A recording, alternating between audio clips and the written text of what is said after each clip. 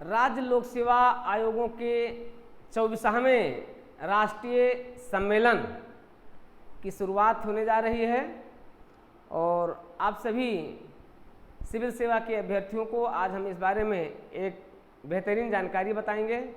चर्चा करेंगे कि क्यों ऐसे सम्मेलन क्यों शुरुआत हुई और फिर भी ये सम्मेलन हो रहे हैं, इसमें क्या क्या विषय चर्चा के लिए होना चाहिए, किन किन विषयों पर चर्चा होगी और आज लोक सेवा आयोगों के सामने सबसे बड़ी चुनौती क्या है, उस चुनौती का समाधान कैसे किया जाए।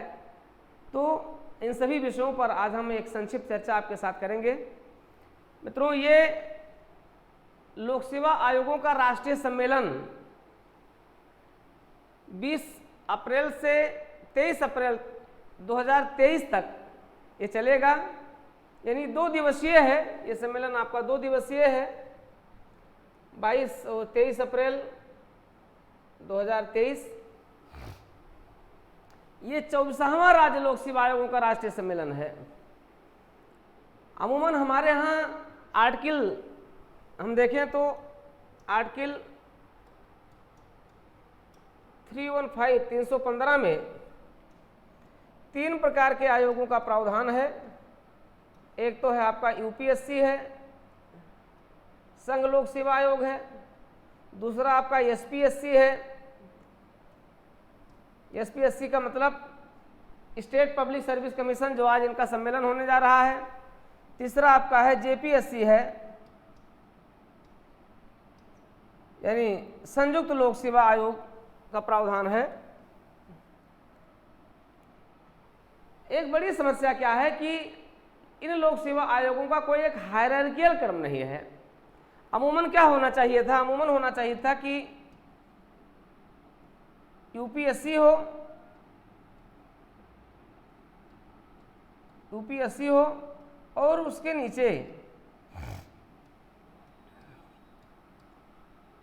ये आपके एसपीएससी होने चाहिए। जैसे सुप्रीम कोर्ट, उसके नीचे आपके हाई कोर्ट होते हैं और उसके नीचे आपका डिस्ट्रिक्ट कोर्ट होता है। वैसे मेरा एक सुझाव ये है कि एक यूपीएससी तो है ही, यूपीएससी के अधीन या यूपीएससी के नीचे एक स्वतंत्र रूप से राज्य लोक सेवा आयोग कार्य करे और उसके नीचे जो है अधीनस्थ सेवा आयोगों को लाया जाना चाहिए अपने अपने राज्य में, जिससे कि एक 3 डायमेंशन, एक 3 हायरार्कियल सोपान, मतलब जो हायरार्कियल क्रम है, जो एक सोपान क्रम है, ये व्यवस्था बनी रहे। इससे क्या होगा कि भर्ती प्रक्रिया में बड़ी शुद्धता आती और एक इंटीग्रेटेड सिस्टम के तहत देश भर में हमारे जितने भी ये सिलेक्शन कमीशन हैं, इनके मध्य एकरूपता बनी रहती और नए नए तरीके से चयन करने के नए नए तरीके पर विचार होता। फिलहाल आज इस बैठक में हो सकता है ऐसे किसी बिंदुओं पर चर्चा हो और आते हैं, आज इसी की चर्चा करते हैं। ये सम्मेलन इस बार उत्तर प्रदेश लोक सेवा आयोग के अध्यक्षता में हो रहा है। मतलब अध्यक्षता तो उस रूप में नहीं है, लेकिन उत्तर प्रदेश सरकार इसे आयोजित कर रही है। तो जब जब जो सरकारें जिस राज्य में इसका आयोजन होता है तब तब वहाँ सामान्यतः इसकी अध्यक्षता की जाती है। तो यूपीएससी का ऐसा कोई इसमें पार्टिसिपेशन नहीं है, यद्यपि यूपीएससी के 2 सदस्य इसमें पार्टिसिपेट कर रहे हैं, 2 सदस्य इसमें पार्टिसिपेशन है उनका। लेकिन होना क्या चाहिए था कि यूपीएससी के चेयरमैन होते, साथ ही साथ सभी आयोगों के चेयरमैन को यहाँ पर उपस्थित होना और इसमें भागीदार होना अनिवार्य कर दिया जाता। तो एक बेहतर स्वस्थ प्रणाली में ये सम्मेलन संभव होता।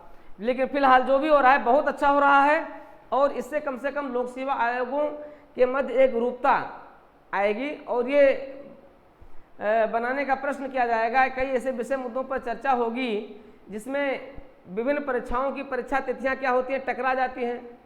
तो ऐसी स्थिति में जब एक बेहतर कम्युनिकेशन रहेगा तो विभिन्न लोक सेवा आयोगों के परीक्षा कार्यक्रम जो होंगे, जो उनकी एग्जामिनेशन की जो टाइम टेबल होती है, उसमें कोई क्रैश नहीं होगा। तो इससे कम से कम अभी आपने देखा कि बीपीएससी और यूपीपीएससीएस के कुछ परीक्षाओं में एक तरीके से क्या होता, ओवरलैपिंग हो गई थी। तो इस तरीके की समस्याएं ना उत्पन्न हो, ऐसे महत्वपूर्ण गंभीर विषयों पर इसमें मंथन करने की आवश्यकता है और जरूर इस विषय पर चर्चा जरूर होगी यहाँ पर। तो इस सम्मेलन का उद्घाटन स्वयं माननीय मुख्यमंत्री जी कर रहे हैं और इसका समापन जो होगा वो करेंगे ex chief justice of Uttar Pradesh और वर्तमान में सुप्रीम कोर्ट के जो जज हैं न्यायमूर्ति राजेश जिंदल साहब करेंगे। और इसमें पार्टिसिपेशन अगर हम देखें तो लगभग मतलब 17-18 लोक सेवा आयोग के अध्यक्ष इसमें बैठ रहे हैं, आ रहे हैं, इसमें पार्टिसिपेशन कर रहे हैं, जिसमें आपका उत्तर प्रदेश लोक सेवा आयोग के अध्यक्ष जी हैं ही, सीनियर साहब हमारे यहीं पर खड़े हैं हमारे। ये दरअसल रात्रि भोज का समय है का फोटो है, जब रात्रि भोज माननीय मुख्यमंत्री जी ने सभी सदस्यों और चेयरमैन को अपने आवास पर सबको भोजन करवाया। तो एक बहुत बेहतरीन प्रोटोकॉल रहा, क्या बेहतरीन रहा है, बहुत अच्छा रहा है। तो हमारे चेयरमैन साहब हैं, इसके अलावा इसमें कई लोक सेवा आयोग के चेयरमैन हैं, कई लोक सेवा आयोग के मेंबर्स हैं, ठीक है। तो ये बहुत बड़ी बात है। हमारे सीएम साहब हैं, डिप्टी सीएम साहब हैं और अन्य हमारे गणमान्य व्यक्ति इसमें उपस्थित हैं। अब इस सम्मेलन में कई विषय विचारणीय हैं, लेकिन वो तो यही होगा कि किन किन विषयों पर चर्चा होती है, जिसमें सबसे महत्वपूर्ण है परीक्षा प्रणाली में बदलाव और एकरूपता। जिस तरीके से की जा रही है उसमें एकरूपता लाई जानी चाहिए। यूपीएससी के पाठ्यक्रम के अनुरूप सभी आयोगों का एक निर्धारित पाठ्यक्रम का ऐसा होना चाहिए। परीक्षा की तिथियों में कोई टकराव नहीं होना चाहिए। अधिकतम जो परीक्षा की अवधि होती है, भर्ती प्रक्रिया को कम से कम समयावधि में कैसे पूरा किया जाए, सभी अभ्यर्थियों का आयोग पर विश्वास बना रहे, उसकी विश्वसनीयता कायम रहे, ठीक है। तो ये ऐसी कई प्रक्रियाएं हैं, कई ऐसे विषय हैं जिस पर चर्चा होने की आवश्यकता और निश्चित रूप से इन सभी विषयों पर चर्चा होगी ही होगी। तो मित्रों, ये बहुत महत्वपूर्ण न्यूज है। लोक सेवा आयोगों के राष्ट्रीय सम्मेलन की अध्यक्षता उत्तर प्रदेश कर रहा है और ये 22 से 23 अप्रैल 2023 को ये सम्मेलन आयोजित हो रहा है। और ये सम्मेलन लखनऊ में PHQ भवन यानी सिग्नेचर बिल्डिंग जो होती है इसको सिग्नेचर बिल्डिंग के रूप में जाना जाता है, शहीद पथ पर है। तो लोक सेवा आयोगों के चेयरमैन का राष्ट्रीय सम्मेलन इसी बिल्डिंग में आयोजित हो रहा है और जिसका उद्घाटन माननीय मुख्यमंत्री जी कर रहे हैं और जिसका समापन न्यायमूर्ति राजेश जिंदल साहब करेंगे। तो ये रही है महत्वपूर्ण न्यूज रही है और इसके निष्कर्ष क्या होंगे वो तो जब सब होगा तो हम लोगों को न्यूज मिलेगी ही। फिलहाल आज इतना ही और इसमें जो भी निष्कर्ष होंगे उस निष्कर्ष के साथ हम लोग मिलेंगे, चर्चा करेंगे। लेकिन हमने कुछ महत्वपूर्ण विषय वस्तुओं पर चर्चा की है। ये जरूर इस सम्मेलन का विषय वस्तु होना ही चाहिए। ये अगर होगा तो निश्चित रूप से छात्रों के लिए अधिक उपयोगी होगा, क्योंकि लोकतांत्रिक प्रक्रिया में छात्र कितना अधिक विश्वास किए होते हैं पब्लिक सर्विस कमीशन पर, उनका ये विश्वास सदैव बना रहना चाहिए, उनकी विश्वसनीयता बनी रहनी चाहिए। एक ऐसा स्वरूप अपनाया जाना चाहिए जिससे गांव का गरीब से गरीब व्यक्ति भी, गरीब से गरीब लड़का और अमीर से अमीर लड़कों के बीच की जो खाई है वो ना बनने पाए और सब लोग अपना पार्टिसिपेशन करें और अधिक से अधिक चयन प्रक्रिया को पारदर्शी और सुदृढ़ बनाया जाए।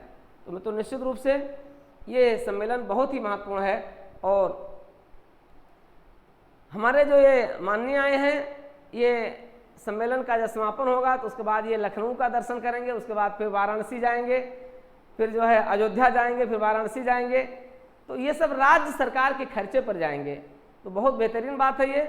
इससे उत्तर प्रदेश सरकार की जो प्रतिबद्धता है वो दिखाई पड़ रही है। उत्तर प्रदेश लोक सेवा आयोग का जो नेतृत्व है, प्रभावशाली नेतृत्व है, वो दिखाई पड़ रहा है। तो निश्चित रूप से ऐसे सभी सम्मेलनों के लिए आप सभी बधाई के पात्र हैं। चलिए आज इतना ही। हम लोग फिर इस आयोग के स्वरूप और इसके इस निष्कर्ष पर भी हम लोग चर्चा करेंगे। और मैंने बताया एक फार्मूला, एक मॉडल हमने बताया, यूपीएससी, एसपीएससी और अगर कहीं बना दिया जाए LPSC local public service commission बना दिया जाए। तो ये भी हो सकता है, लोकल पब्लिक सर्विस कमीशन भी बन सकता है, ठीक है, जिसे आप सबऑर्डिनेट सर्विसेज कहते हैं। तो इससे क्या हो जाएगा कि एकरूपता बन जाएगी और ये एकरूपता भर्ती प्रक्रिया में देखी जाएगी। ये बेहतरीन होगा, बहुत ही अच्छा होगा, शानदार निर्णय होगा अगर ऐसा किया जाता है। यद्यपि अभी आपने देखा कि एजुकेशन के क्षेत्र में ऐसा ही किया गया है, तो वो एक बहुत ही सकारात्मक कदम है। ऐसा ही कदम इस क्षेत्र में भी अपनाए जाने की आवश्यकता है। मिलते हैं शेष इसके निष्कर्ष के पश्चात मिलते हैं।